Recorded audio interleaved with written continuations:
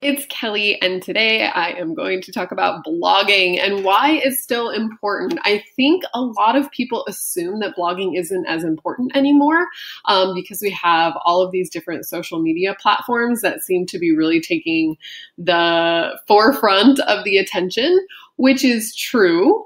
A lot of where we're spending our time is on our phones. I think they say like 54% of every second is spent on social media. Maybe that's every minute. I don't know where I read that, but it was a lot. And I suspect you're doing the same. So the cool thing about blogging is that it can be sort of the base platform that you can share your thoughts or some sort of educational post for your clients, and then be able to post that to all of your different platforms that you're using and essentially drive traffic. So let's talk about why it's still a good option. So first of all, search engine optimization. When you're in control of what you're posting and the content that you're creating, you can optimize that for Google. So essentially what you want to do is use keywords for your area, like San Diego family photographer. That is what people are going to be searching on Google. So to be able to embed that in your blogging and to get Google to sort of recognize those keywords and then associate them with your photos that you're posting is a really great way to increase your Google ranking. So if someone is searching in your particular area for a photographer, your name is going to pop up and that will drive organic traffic that's not necessarily linked to your network, which is kind of cool because then you're expanding and you're meeting new people and they have new networks. So secondly, it's on your own platform. It's not owned by someone else like Instagram or Facebook. Now, obviously, most people are spending a lot of time on Instagram or Facebook, but it's been acting up lately. Facebook has kind of been having its glitches, and I think a couple of weeks ago, it actually kind of went down.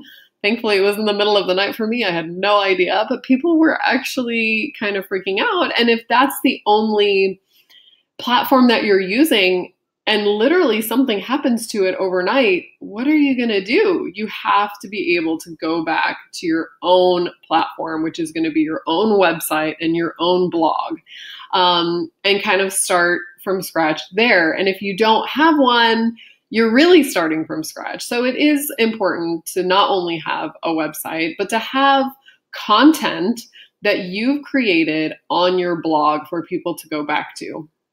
And lastly, what's really cool is to be able to blog. You can share that all over the place. So typically, this is how I formulate what I do. I write 500 to 1,000 words. 1,000 words is going to be a little bit better for SEO. It's more content. People are going to stay on your website longer. So what I would really love to do is write 2 to 3 times a week. Sometimes that doesn't happen. But what's great is then you can share it everywhere. And this is where you're going to optimize for SEO. So then step 2 is you do share it. Share it, share it, share it everywhere. Facebook, you can share to both your personal and your business account. So there's 2 platforms essentially on Facebook. Then Instagram, you can share it on your personal, if you have 2, say you have a personal Instagram and you have a business Instagram, and then you can share it to Instagram stories. A little piece of info, Instagram stories are actually viewed at a much higher rate than actual photos, and people interact with them more. Video is kind of the new and upcoming thing, if you haven't noticed. So I know that a lot of us are not particularly thrilled with the direction that it's going, but people are going to stand out if they include video. So do Instagram stories, and then you can link it back and include links in Facebook, and you can include a link to your bio in the Instagram header or About Me section, and drive people back to your website. So you can also post this stuff on Pinterest, Twitter, Snapchat. So basically what you're doing is taking one topic and you're just like maximizing the impact by sharing it across all of these platforms. Heck, you can even make a video on YouTube that talks about whatever it is that maybe you want to talk to your clients about, and then have it link directly to your website. So it's really about creating this buzz and getting people going to your website. So if you do this every week, you're going to grow your content, obviously, and you're going to get more traffic to your site. It's nearly impossible not to, right? So something that I would recommend, however, is don't necessarily share the same captions, because what happens is things start to get sort of redundant. So some people are going to obviously cross over from Instagram to Facebook, for example. So if you share something on Instagram and then you directly share it to Facebook with the same caption, people might start to feel like they're seeing it too much. It might get boring. So what you want to do is share it to one platform, preferably Instagram, and then you can connect it directly to your Facebook account.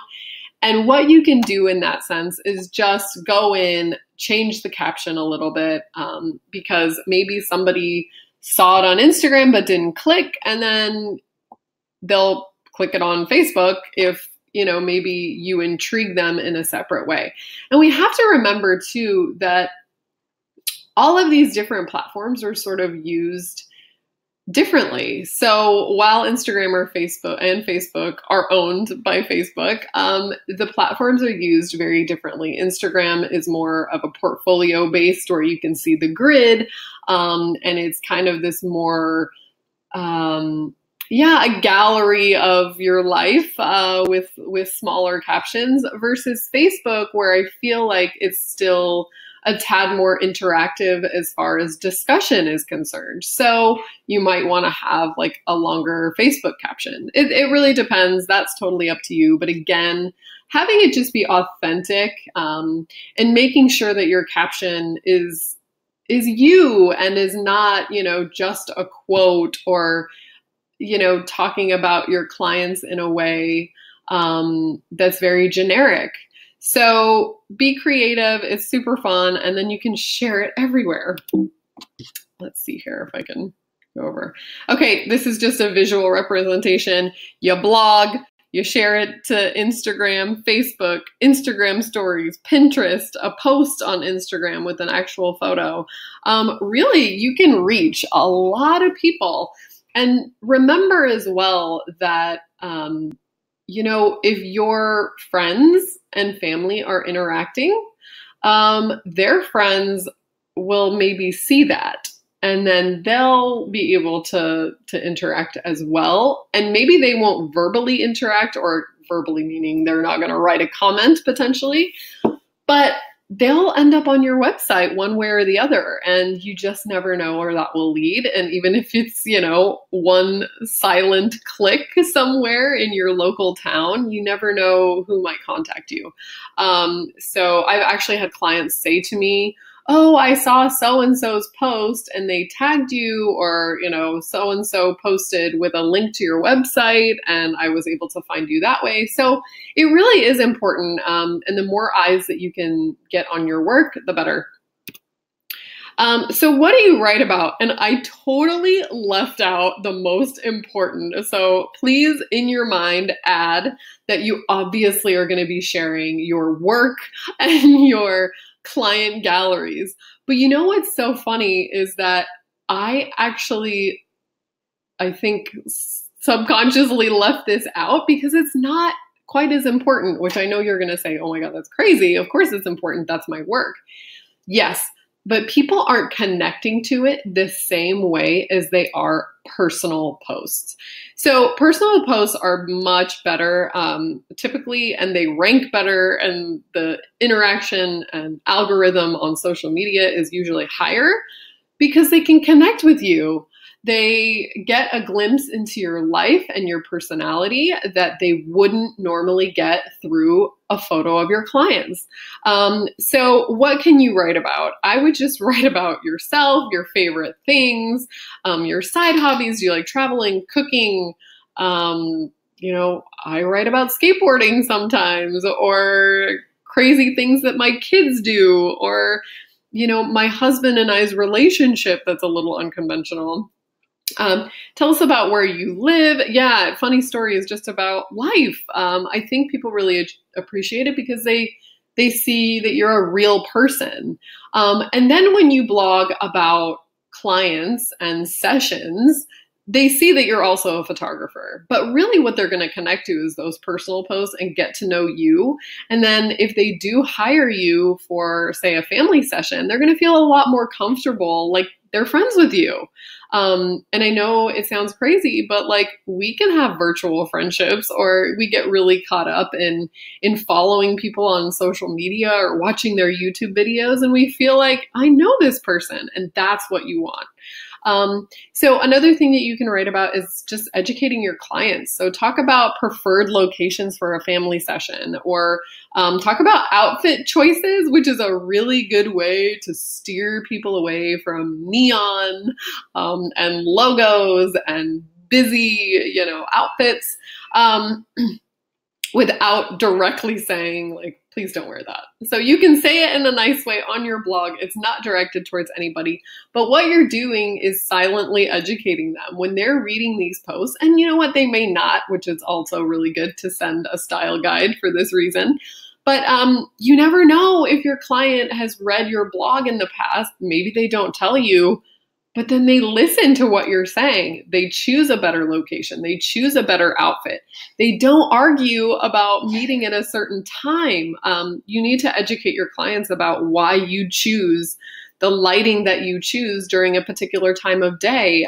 It's really hard to convince someone who thinks that they understand lighting. And let me tell you, clients do think that they understand lighting. Like, oh, it's really great today. It's bright and sunny. And it's like, well, nope, that's actually not the best lighting. I'm sure you've had a client say to you, oh gosh, it's cloudy. Should we arrange for another day? And you're like, heck no, clouds are great. So really educating your clients is the best way to kind of steer them in a direction without them really knowing it, I guess. You can also write about locations that are great for upcoming sessions and go take some photos at the local park or the beach or, whatever. They don't even have to have people in them. You can just post about the location itself. Maybe what to look for in a photographer, traits that your clients should be looking for. And obviously that's going to point directly to you and how you're so spectacular. Or for example, how to prep your family for a session, how to get your toddlers to cooperate during a session, all of these things. So really, if you sit down and you make a list of all the things that you could potentially write about, you will have material for a couple of months at least. And I promise you more ideas will flow. So the real point to all of this is adding value, whether that's entertainment value, educational value, or, value to your clients. When you're posting about the client session, you really want to add value to the way you talk to your clients and about your clients. So always make sure that you have the intention of adding value to someone's life. Because while people like to, read people's blogs, if we're not sort of getting anything out of it, it's kind of like, meh, we're all sort of egocentric in a way, and we want to be entertained or taught something that we didn't know before. And things like that. So yeah, always, always, always add value if you can. And finally, all of a sudden, when you do this and you share it to all of these platforms and you start kind of just talking, people are going to start paying attention, and then they're going to start driving a ton of traffic to your website. And this is when people will likely contact you for a session. so-and-so's cousin who just came into town and wanted to get some photos of, the whole family. Who knows? So again, friends of friends are probably going to see your posts, and you just never know where it will lead. So creating content is so important to get noticed, to get people paying attention. And then when they do need a photographer, you're going to be at the forefront of their mind because they've been following you. So keep all of this in mind. I know blogging seems super intimidating, especially if you're not a writer by nature. It takes a little bit of practice, but I promise it's so, so worth it. So let me know if you guys have any questions, and I'll talk to you soon. Bye.